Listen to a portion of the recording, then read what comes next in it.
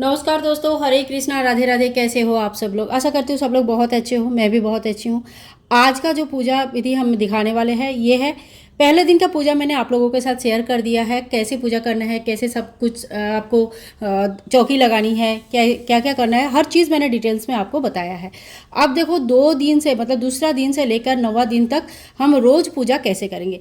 इसमें अष्टमी और नवमी के दिन आप विशेष तरीके से हवन कर सकते हैं। अगर डेली हवन नहीं करते हैं तो अष्टमी और नवमी में हवन आप जरूर कीजिएगा। ठीक है। अब मैंने यहाँ पे भोग रखा है, वीडियो बना रही हूँ आप लोगों को दिखा रही हूँ इसीलिए। लेकिन भोग जो है आपको 10 से 15 मिनट के अंदर अंदर माता के सामने से भोग को हटा लेनी है। ठीक है। और ये भोग क्या करेंगे, घर के सभी मेंबर में बांट देंगे। फलाहारी भोग अगर है, आप फलाहारी व्रत रखा है तो आप खुद भी ग्रहण कर सकते हैं। ये हो गया।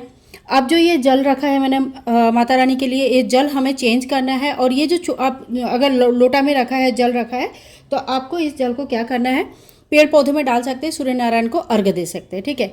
और जो पान सुपारी बतासा और लौंग इलायची हमने रखा है, ये आप पूरा दिन के लिए माता रानी के पास रख सकते हैं और अगले दिन इनको चेंज करके दोबारा नया पान सुपारी बतासा दे सकते हैं। अगर रोज़ पान नहीं दे सकते तो कोई बात नहीं, आप अष्टमी के दिन भी चढ़ा सकते हैं, पहला दिन भी चढ़ा सकते हैं, जैसे आपकी सामर्थ्य हो। इतना हो गया।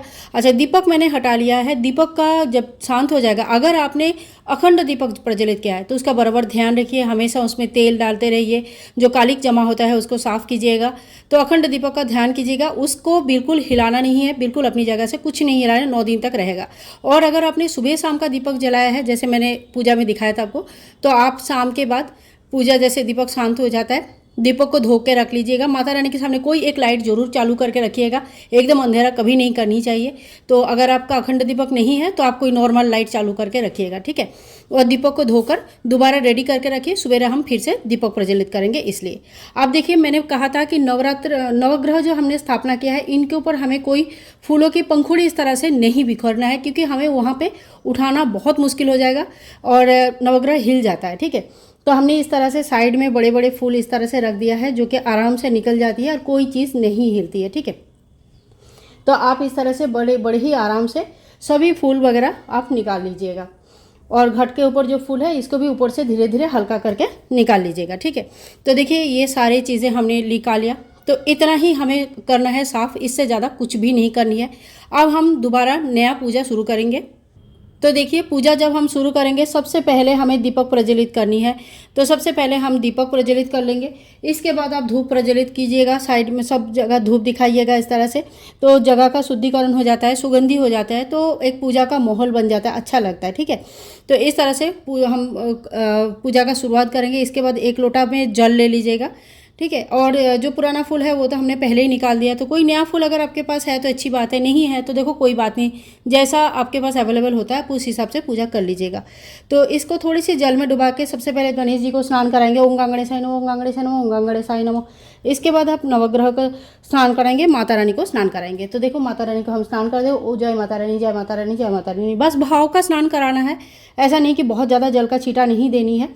तो यहाँ पे इस तरह से हमने नवग्रह का स्नान करा लिया है। कलश देवता में जो भी भगवान हमने आह्वान किया है, सभी का स्नान का भाव कर लिया है।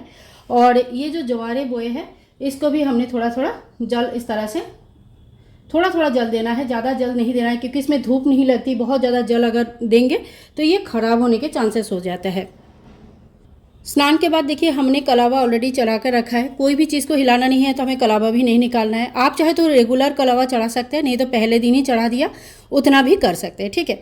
इसके बाद हमें भगवान को टीका लगानी है। तो टीका भी हमने जो नवग्रह है, ये हमारे नवग्रह को हिलना नहीं चाहिए, तो आप सूखा टीका लगा सकते हैं नवग्रह के ऊपर। माता रानी को टीका लगा सकते हैं, गणेश जी को टीका लगा सकते हैं।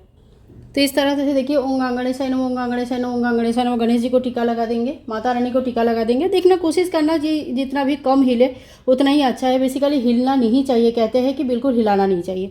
तो अपनी तरफ से जितना हो पाए उतना आप देख लीजिएगा।